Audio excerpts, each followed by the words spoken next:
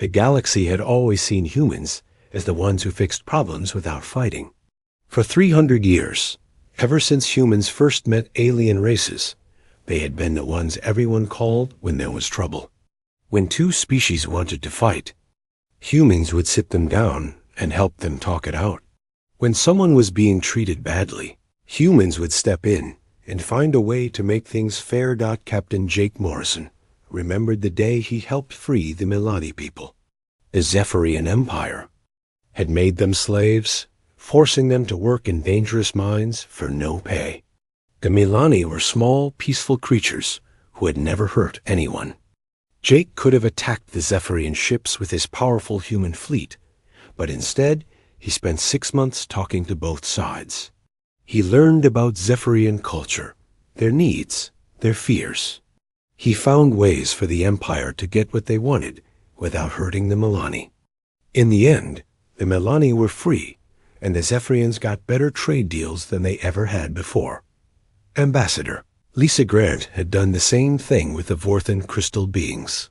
They were ready to go to war over mining rights in the Outer Rim. The Vorthan were made of living crystal, and they thought certain planets belonged to them because of the special minerals there. Other races wanted those same minerals for their technology. Lisa spent 2 full years learning everything about both sides. She visited Vorthan crystal gardens and human mining colonies. She ate with families and listened to their stories.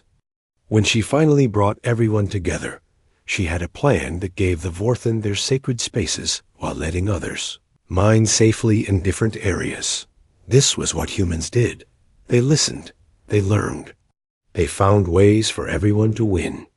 Other species in the galaxy respected this, but some began to see it as weakness. The Krex Dominion was one of those who got the wrong idea about humans. The Krex were tall, strong beings with gray skin and sharp teeth. They believed that might made right. In their culture, if you could take something by force, it belonged to you. If someone could not fight back, they deserved whatever happened. To them, the Krex had been testing human patience for many years. It started small. Krex ships would stop human trade vessels in space and demand to search them. They would keep the human ships for days while they slowly looked through every container. Food would spoil, medicine would expire, and families waiting for supplies would go without. When the Krex finally let the ships go, they would apologize with big fake smiles, saying they were just being careful about security. Admiral John Carter of the human space fleet knew what was really happening. The Krex were seeing how much humans would take before fighting back.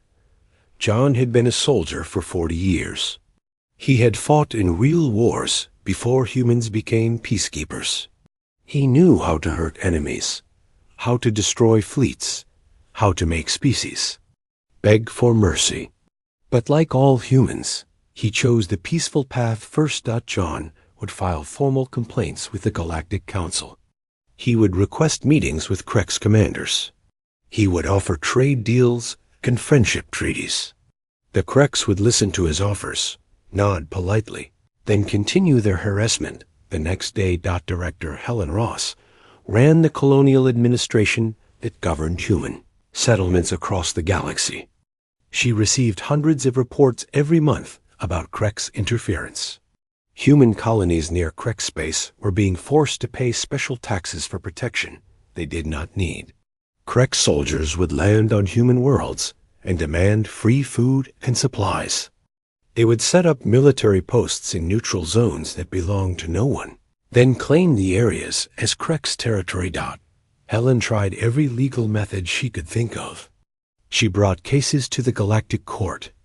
She organized economic boycotts. She reached out to other species for support. Some aliens felt bad for the humans, but none wanted to make the Krex angry at them. The galaxy had learned to let humans handle difficult situations, which meant humans often handled them alone. The Galactic Council was supposed to keep peace between all species, but it was controlled by the biggest and strongest races. They liked having humans around to solve problems peacefully because it meant They did not have to risk their own people in fights.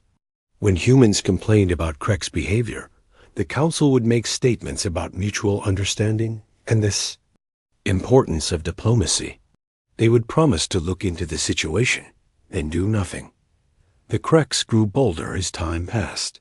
They began stopping human passenger ships, not just cargo vessels. Families traveling between worlds would be forced to wait while Krek soldiers searched their personal belongings. Human children would cry as strange aliens went through their toys and clothes.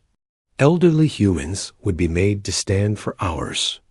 While their medical equipment was examined, the worst part was that the Kreks began filming these searches. They would broadcast the footage on their entertainment networks. Kreks families would gather around their screens to watch human passengers being humiliated.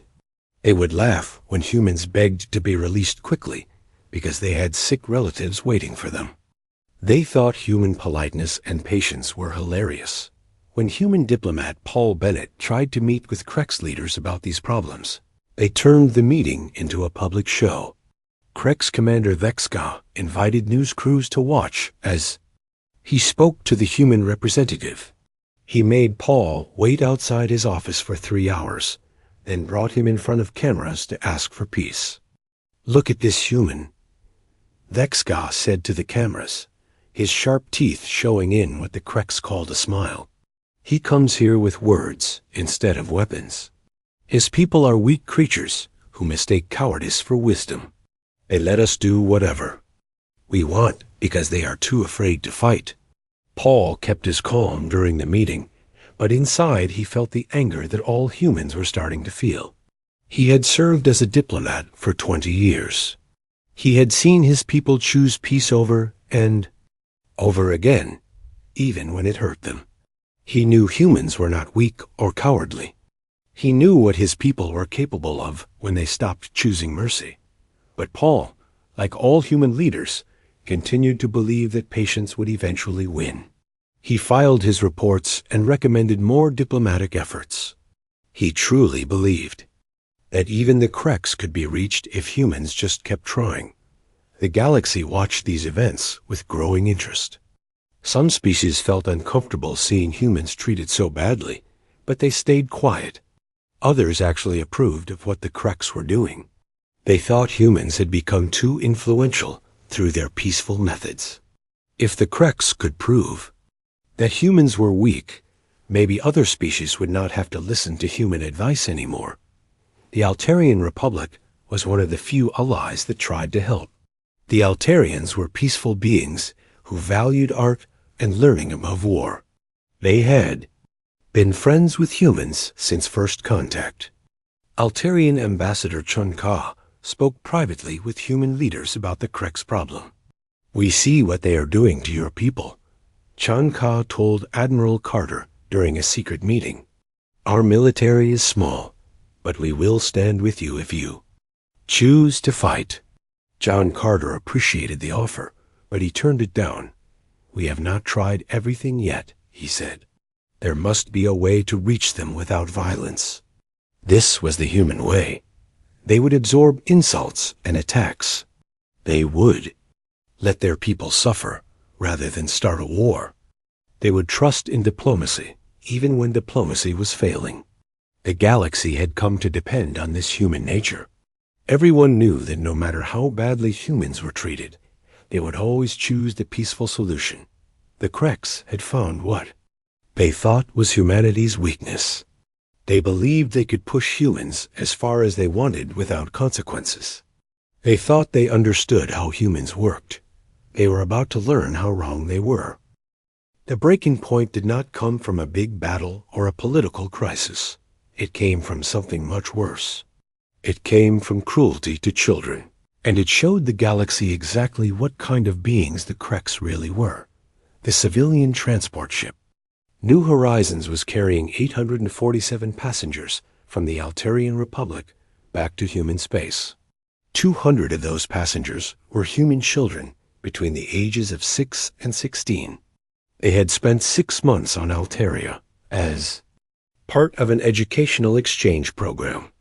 The children had learned about Altarian art, music, and philosophy.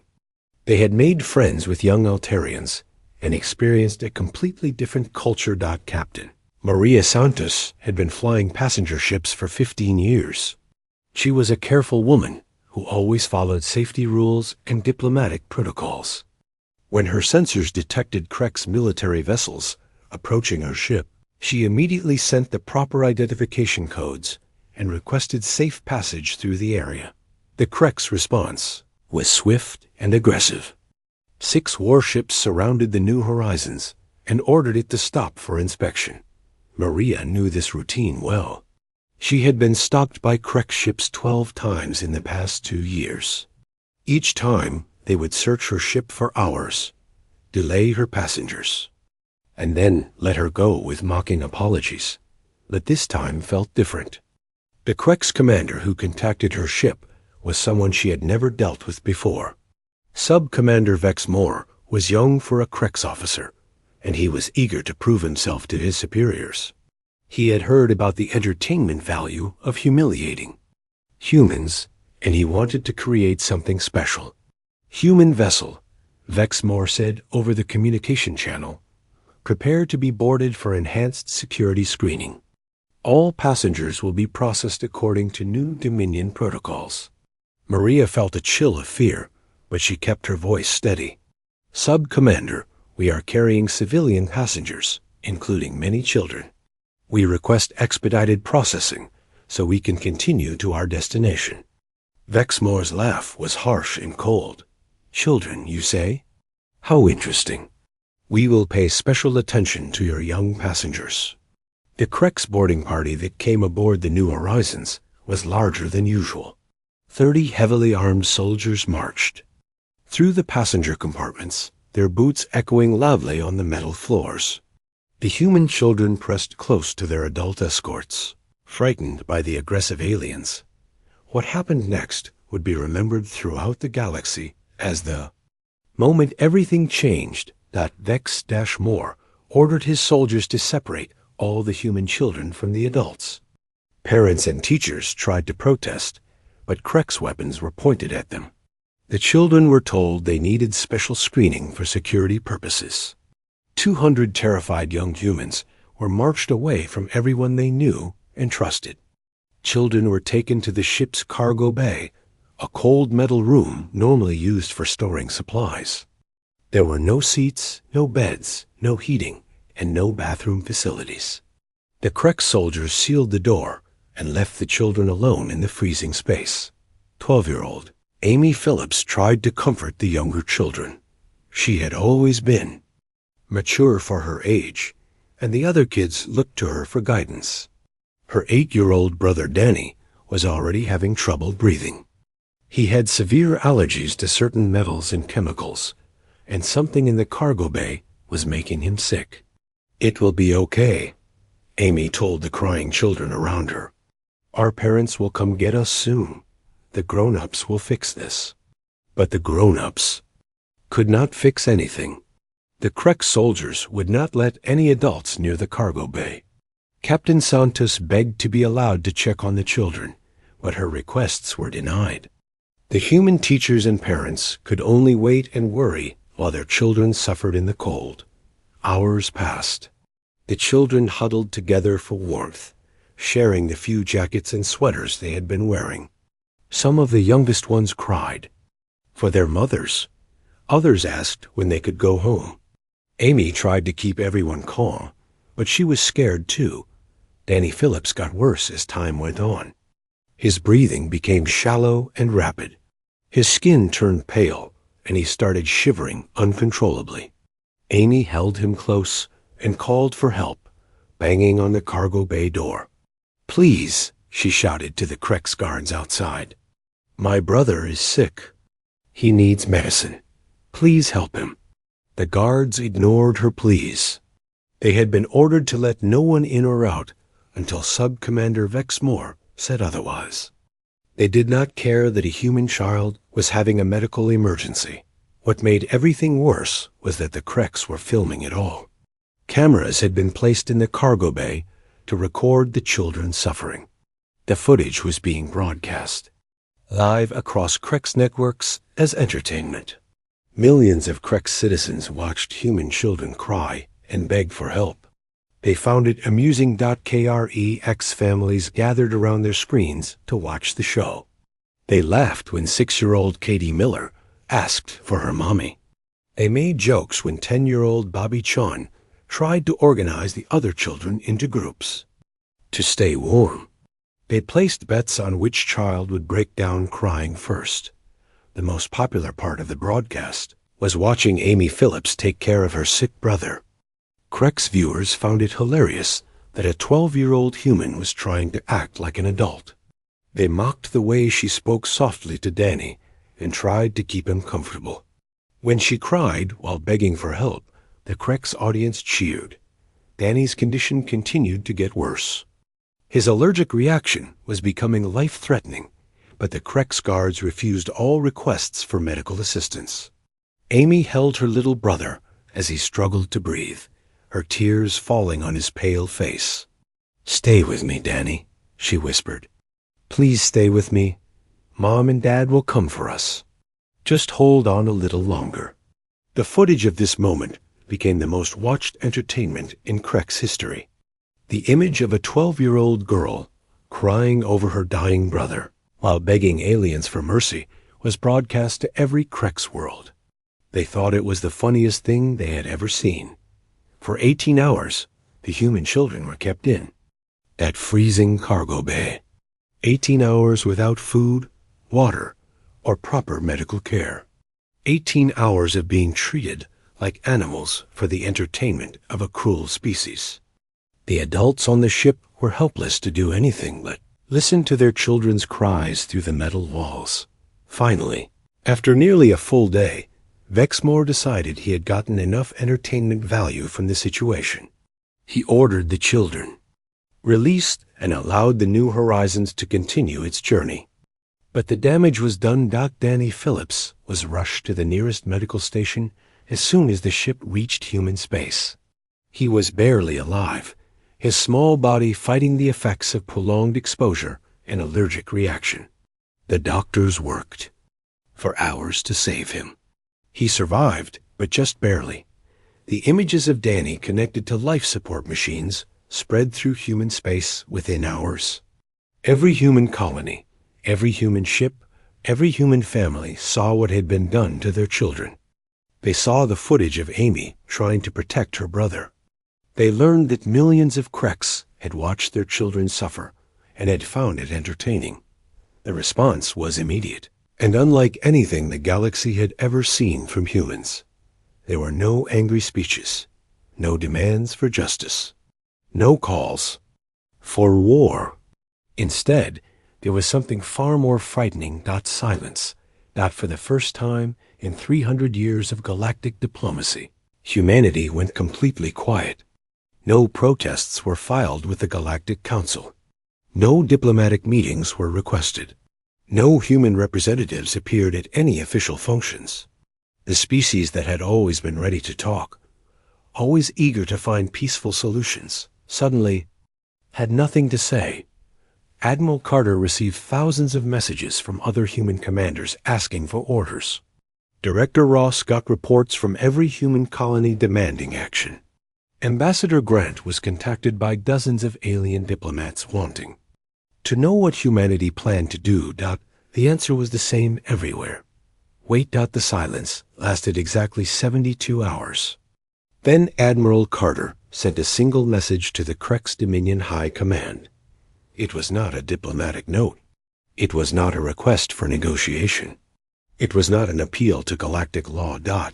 It was 3 simple sentences that would echo through history. You have harmed our children. You found it amusing. We do not. The galaxy was about to learn what humans had chosen not to show them for 3 centuries.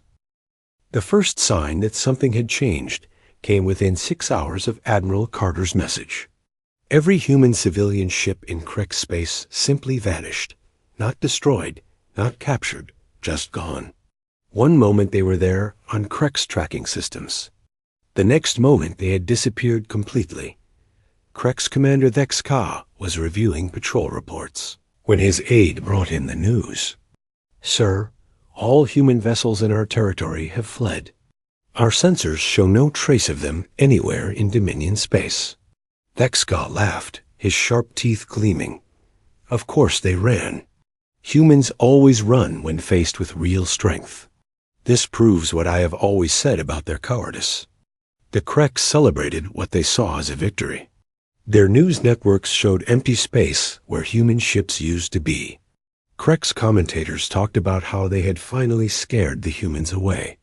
They broadcast more footage of the crying children. From the New Horizons, calling it their greatest triumph over human weakness, but the Kreks had missed something important. Human military ships had also disappeared, but not just from Krek space. Human patrol fleets vanished from their usual routes throughout the galaxy. The peacekeeping forces that had maintained stability for 3 centuries were simply gone. Some alien species noticed this and began to worry. The Altarian Republic sent urgent messages to human space, asking about the status of joint defense agreements. The Milani requested confirmation that human protection was still in place. Even species that had never directly worked with humans started to feel nervous about the sudden absence of the galaxy's peacekeepers. The human government gave no responses to any of these requests. Every human embassy went dark. Every diplomatic channel fell silent. It was as if humanity had simply decided to stop talking to the rest of the galaxy, that the Kreks learned something was wrong when their border monitoring stations began going dark. These were massive installations that watched the edges of Krek space for enemy activity. They were heavily defended and considered impossible to attack without being detected. The first station to disappear was Outpost 7 on the rim of Krek's territory. The station's last transmission was routine patrol data. Then nothing.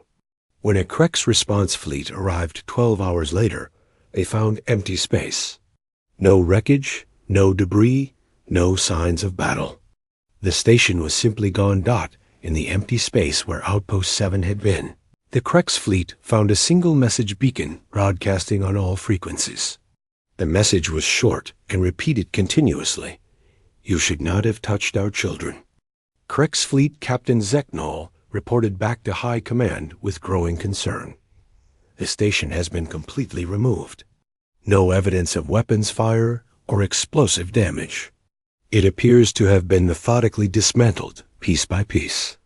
Within the next day, 3 more border stations vanished in the same way, and 5 more. The Kreks began sending larger fleets to investigate, but they found the same thing every time. Empty space, no wreckage, and the same message repeating endlessly. Sub-Commander Vexmore, who had ordered the children's imprisonment, was assigned to investigate the disappearances. He took his personal cruiser and a full squadron of Krek's warships to the site where Border Station 12 had vanished just hours before. "There must be some trace," he told his science officer. "Ships that size cannot just disappear without leaving evidence. Scan everything within 1,000 kilometers." The scans revealed something that made Vexmore's blood run cold. The station had not been destroyed by weapons. It had been carefully taken apart, piece by piece, with surgical precision. Every bolt had been removed. Every system had been disconnected. Every component had been sorted and organized before being taken away. "Sir," his science officer said with a trembling voice, "this would have taken hours of work by hundreds of technicians. But our monitoring systems show no ships in this area during that time. How is this possible?" Before Vexmore could answer, his ship's communication system activated on its own. The bridge screens showed footage from the New Horizons cargo bay. Amy Phillips appeared on screen, holding her sick brother and begging for help. Her tears were clearly visible as she pleaded with Krek's guards who ignored her. Then the image changed to show Vexmore himself giving the order to separate the children from their families. His own voice echoed through the bridge. "Children, you? Say? How interesting." We will pay special attention to your young passengers. The recording stopped, and a new voice spoke. It was calm, quiet, and completely human. Sub-Commander Vexmore. You found the little girl's tears amusing.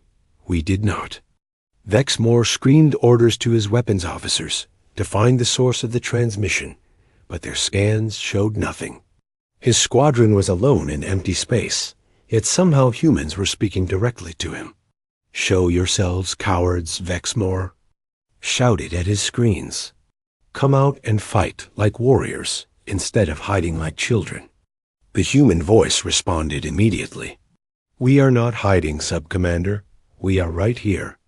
Every screen on every ship in Vexmore's squadron went dark. Then they came back online, showing the interior of each Krex vessel. The humans could see everything happening inside their ships, but the Krex could not see anything outside.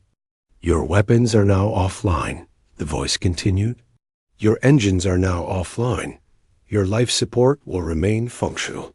You will not be harmed, but you will not leave this place until you understand what you have done. Vexmore frantically pressed buttons and shouted orders, but nothing responded. His mighty warships had become helpless metal boxes floating in space. His crew looked at him with fear, waiting for orders he could not give. The screens changed again, showing more footage from the cargo bay. This time it focused on 8-year-old Danny Phillips struggling to breathe while his sister tried to help him. The audio was crystal clear. Every wheeze, every desperate gasp, every whispered plea for help could be heard throughout the Krex ships. Listen carefully, the human voice said. This child nearly died because you wanted to create entertainment. His sister's tears became your people's favorite show. You broadcast the suffering of innocence for profit and pleasure. The footage continued, showing the worst moments from those 18 hours. Children crying for their parents. Kids huddling together for warmth. Amy Phillips begging guards who laughed at her desperation. The Krex crew watched in uncomfortable silence as their entertainment was played back to them. We gave you 300 years of patience, the voice continued. We chose diplomacy over destruction. We chose negotiation over annihilation. We absorbed your insults, your attacks, your casual cruelties, because we believed in the possibility of peace. The screens now showed images from human history. Peaceful negotiations led by human diplomats. Wars prevented by human intervention. Species saved from extinction by human aid. 3 centuries of humanity choosing mercy over might. But you mistook our patience for weakness. You mistook our diplomacy for cowardice. And you mistook our children's suffering for entertainment. Today, you learn what we chose not to show you. Throughout Krex space, similar scenes were playing out. Supply convoys vanished without trace. Military outposts went dark one by one. Communication networks failed in systematic patterns. The mighty Krex war machine was being dismantled piece by piece by an enemy they could not see or fight. What terrified the Krex most was the complete lack of traditional warfare. There were no massive explosions, no great battles, no dramatic confrontations. Instead, there was something far more frightening. The quiet, methodical work of beings who had spent 3 centuries learning exactly how every system in the galaxy functioned. Commander Vexka, who had publicly humiliated human diplomats, was found in his private quarters 3 days after the campaign began. He was alive and unharmed, but completely changed. His aide found him staring at his personal screen, which showed a continuous loop of the children's suffering. Sir, we need your orders, the aide said. The humans are destroying our infrastructure. Vexka did not respond. He just stared at the screen, watching Amy Phillips cry over her brother again and again. When the aide tried to turn off the display, it would not respond to any commands. Later, other Krex officers would find similar scenes throughout their territory. Military leaders sat in their offices, alive but broken, watching endless footage. of the pain they had caused. The same message appeared on every screen. You laughed at children's tears? The systematic destruction continued for days. The Krex military, built for grand battles and glorious victories, found themselves fighting shadows. Every time they gathered forces to respond, their target would vanish before they arrived. Every time they tried to track their attackers, their sensors would show empty space. Most disturbing of all, the humans were not killing anyone. Krex soldiers and officers were found alive, but changed, forced to confront the reality of what they had done. It was as if humanity had decided that death was too merciful for those who had tortured children. The galaxy watched these events with growing horror and understanding. The humans they had known, the patient peacekeepers and careful diplomats, had been a choice. For 3 centuries, humanity had chosen restraint. Now they had chosen something else entirely. As the systematic destruction of Krex infrastructure continued, the rest of the galaxy began to understand what they had unleashed. Species that had watched humans suffer in silence for years now realized they had made a terrible mistake. The patient, diplomatic humans they had known were not weak. They had been choosing to be gentle. The first species to publicly acknowledge this was the Altarian Republic. Ambassador Chung Ka called an emergency session of the Galactic Council and spoke words that would be remembered for generations. "We have all been fools," Chung Ka announced to the assembled delegates. "For 300 years, we have mistaken human mercy for weakness. We have allowed the Krex to abuse them because we thought humans could not fight back. We were wrong. Humans chose not to fight back. There is a difference, and that difference may destroy us all." The Milani delegate, a small furry being named Kiraval, stood to support the Altarian statement. "My people were slaves until humans freed us. We begged them to use their weapons against the Zephyrians, but they refused. They said there had to be a better way. Now we see they could have destroyed the entire Zephyrian Empire in days if they had wanted to. They chose to save us with words instead of weapons." Similar realizations were spreading throughout the galaxy. Species that had worked with humans began sharing stories about things they had seen but never understood. The Vorthan crystal beings remembered how human engineers had solved impossible technical problems during their territorial dispute. The solutions had seemed almost magical at the time. "Human technology is far beyond what they have shown us," reported Vorthan science singer Crystalline Echo. "They could have forced their will upon us at any time. Instead, they spent years learning our culture and finding ways for us to coexist. They treated us as equals when they could have treated us as subjects." The truth was becoming clear across dozens of worlds. Humanity had been holding back for 3 centuries. Every diplomatic solution, every peaceful negotiation, every careful compromise had been achieved by beings who possessed the power to simply take whatever they wanted. Admiral Rick Barnes of the Terran Defense Force received a priority communication from his old friend, Fleet Commander Stonetail of the Rex Republic. The Rex were a warrior species who respected strength above all else, and they had never fully understood human diplomatic methods.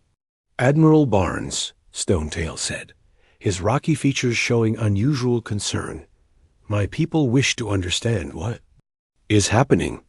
The Krex were strong, with many ships and powerful weapons, yet your people defeat them without visible battles. How is this possible?" Rick Barnes had served with Stonetail during the border conflicts 20 years ago. The Rex commander was a good friend and a trustworthy ally. Barnes decided to give him an honest answer. "Stonetail, do you remember when we fought the space pirates together? Do you remember how your ships struggled to track their stealth vessels?" "Yes," Stonetail replied.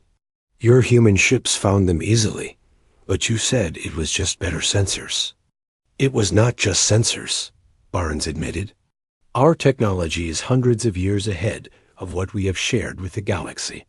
We can see everything, go anywhere, and disable any system we choose. We always could. We just chose not to use these. Abilities for conquest. Stonetail was quiet for a long moment. Why? Why would a species with such power choose to be diplomats instead of rulers? Because we learned something long ago, Warren said. Power without wisdom leads to tyranny. Strength without compassion leads to suffering. We chose to use our abilities to help others rather than control them.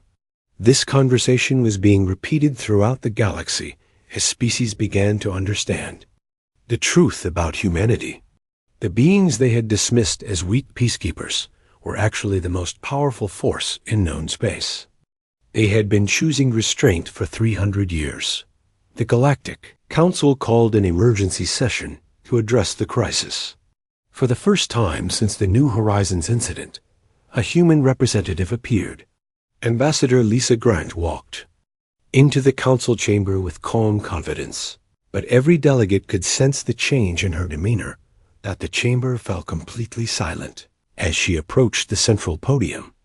These aliens had seen Grant negotiate dozens of treaties and resolve countless disputes. She had always been patient, understanding, willing to listen to all sides. Now she looked like someone who had run out of patience forever. Delegates of the Galactic Council, Grant began, her voice carrying clearly through the vast chamber. For 300 years, my people have served as mediators in your conflicts. We have absorbed your insults, ignored your attacks, and accepted your casual cruelties because we believed in the possibility of peace. She paused and looked directly at the Krex delegation. Most of them could not meet her eyes. We chose to be your diplomats instead of your conquerors. We chose to help you resolve your differences instead of imposing our will upon you. We chose to treat you as equals instead of subjects. This was not because we lacked the power to do otherwise. It was because we believed you were capable of becoming better than you were. The screens throughout the chamber came alive with footage from the New Horizons cargo bay. Every delegate watched as Amy Phillips held her dying brother and begged for help that never came. They saw Krex guards laughing at her tears. They heard 8-year-old Danny Phillips struggling to breathe while aliens found his suffering entertaining. This is what you called amusing, Grant continued, her voice remaining steady despite the horrific images. This is what millions of Krex citizens watched for entertainment. This is what convinced us that some of you will never become better than you are. The Altarian delegate was the first to speak.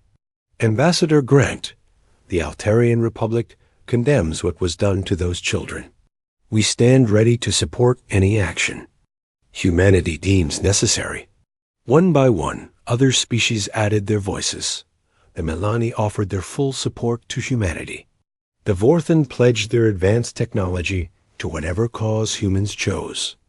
Even species that had remained neutral for centuries declared their alliance with humanity.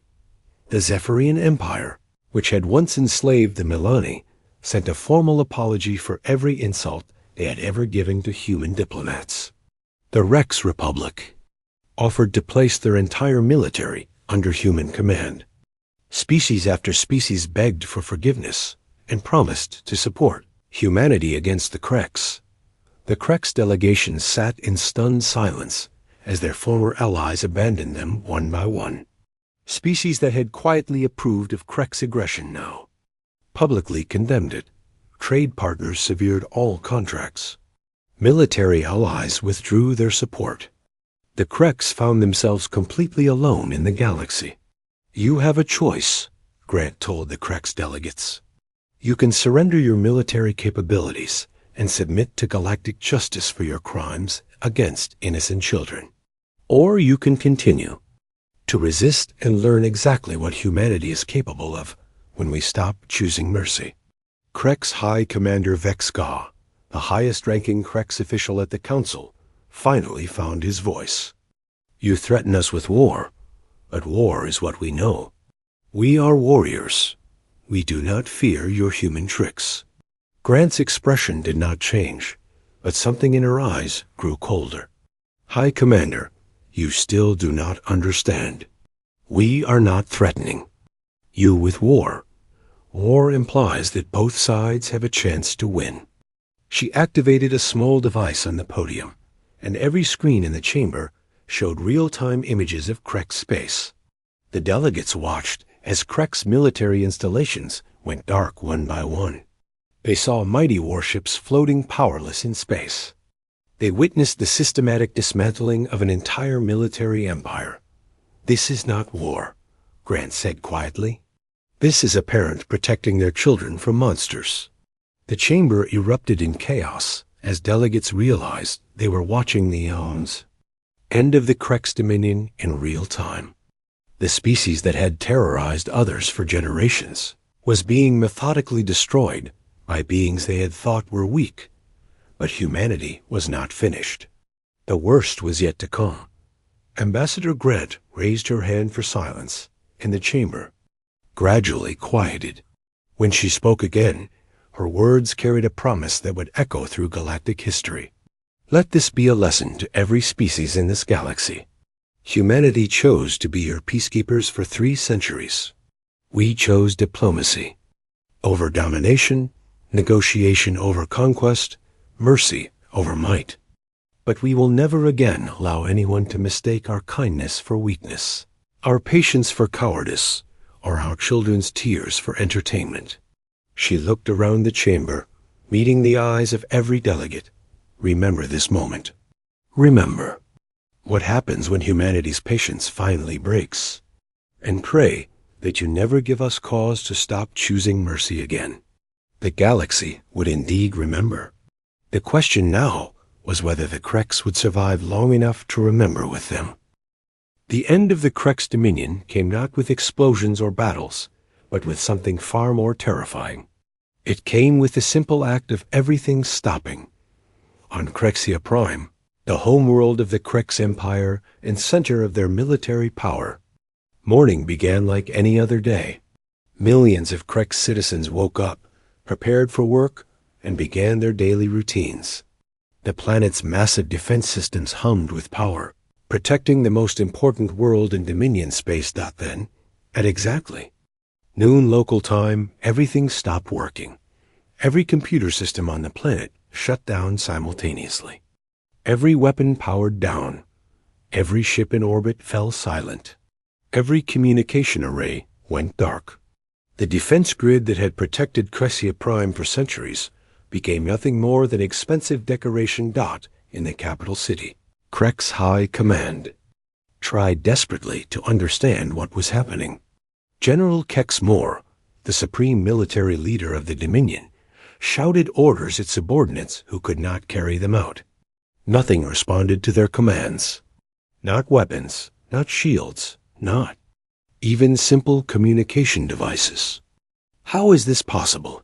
Kexmore demanded of his science advisors. Our systems are isolated from outside networks. They cannot be hacked or controlled remotely. Chief Science Officer Dexval checked his instruments with trembling hands. Sir, the shutdown appears to be coming from inside our own systems. It is as if our technology has been programmed to turn itself off, but we have no record of such programming. Throughout Krek space, the same thing was happening on every world, every station, every ship. The mighty Krek's military found themselves armed with nothing more than hand weapons. Their advanced technology had become useless metal and plastic dot in the silence that followed. A single human ship appeared in orbit around Krexia Prime. The vessel was not large by galactic standards, no bigger than a Krex cruiser, but its appearance sent waves of terror through the helpless planet below dot. The ship's name was clearly visible on its hull.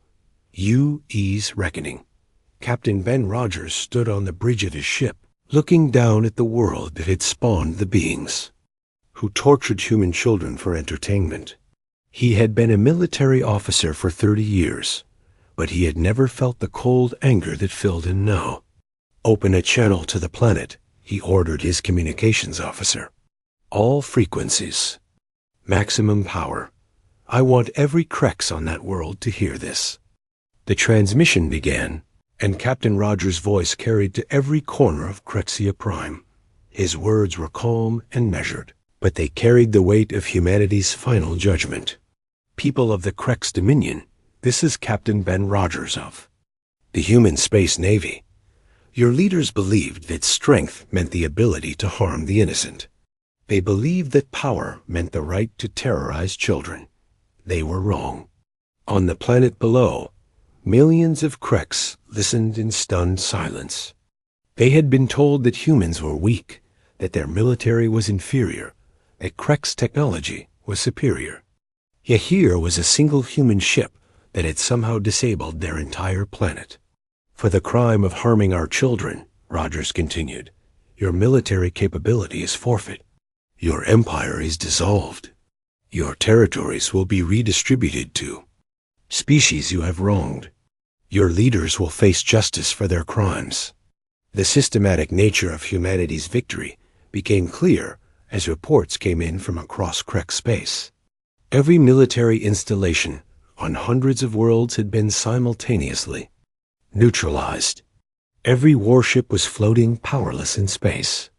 Every weapon system had been turned off by methods that the galaxy's best technicians could not understand or reverse. The Krex had not just been defeated.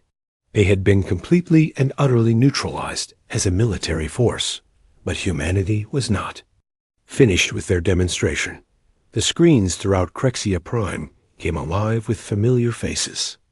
The children from the New Horizons appeared on every display, but now they looked healthy and strong. Amy Phillips stood at the center of the group, holding her brother Danny's hand. The boy who had nearly died in the cargo bay was smiling and breathing normally. "People of the Krex Dominion," Amy said, her young voice carrying clearly across the planet. "We are the children you hurt. We are the ones you watch suffer for your entertainment." Danny Phillips stepped forward, looking directly into the camera. "You thought it was funny when I could not breathe. You thought it was amusing when my sister cried for help. You were wrong." Other children appeared on screen, each one speaking directly to their former tormentors.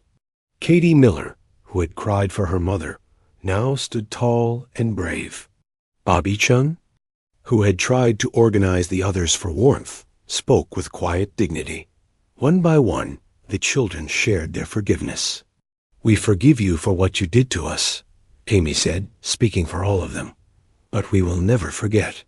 And we will make sure that no one else ever forgets either." The transmission changed to show images from across the galaxy. Species that had been oppressed by the Krex were celebrating their freedom. The Milani were singing traditional songs of liberation. The Altarians were creating art to commemorate the children's courage. Even former Krex allies were publicly condemning the Dominion's actions. Captain Rogers' voice returned to the broadcast. "Your empire ends today, not because we destroyed it, but because you destroyed yourselves. You chose cruelty over compassion, entertainment over empathy, power over responsibility. These choices have consequences." Sub-Commander Vex Moore, who had originally ordered the children's imprisonment, was found in his cell on a prison station. The walls around him were covered with pictures of every child he had tormented. The images moved and spoke, showing him their pain over and over again. "Please," Vex Moore whispered to the walls, "I understand now. I was wrong. Make it stop." But the images continued. Amy Phillips appeared on the wall directly in front of him, tears streaming down her 12-year-old face as she begged for help. "That never came."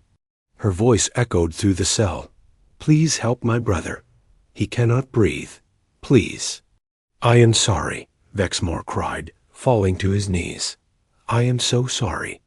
I did not understand what I was doing." The image of Amy looked directly at him. "You understood perfectly. You chose to hurt children because you thought it was funny. Now you understand what it feels like to be helpless." Similar scenes played out across former Krex territory. Military leaders who had approved the harassment of human children found themselves confronting the reality of their actions. They were alive, unharmed, but forced to experience the same helplessness they had inflicted on innocence. The Galactic Council met in emergency session to address the aftermath of humanity's demonstration. Ambassador Grant appeared before them. One final time, but now she was accompanied by the children from the New Horizons. The Krex Empire no longer exists, Grant announced to the assembled delegates. Their former territories are now under the protection of species they previously oppressed. Their military leaders will face trial for crimes against sentient children. Their people will learn to live without the ability to project force beyond. Their homeworld, she gestured to the children beside her. These young humans have asked to speak to you themselves. Amy Phillips stepped forward to address the galaxy's leaders. Though she was only 12 years old, her words carried the weight of absolute moral authority. "We want you to remember what happened to us," she said simply.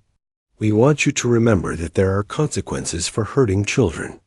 We want you to remember that kindness is not weakness, and patience is not cowardice." Danny Phillips joined his sister at the podium. "We forgive the people who hurt us, but we will never forget what they did, and we will make sure that no other children ever have to go through what we went through." The other children added their voices, creating a promise that would echo through galactic history. They spoke of forgiveness, but also of remembrance. They offered mercy, but demanded justice.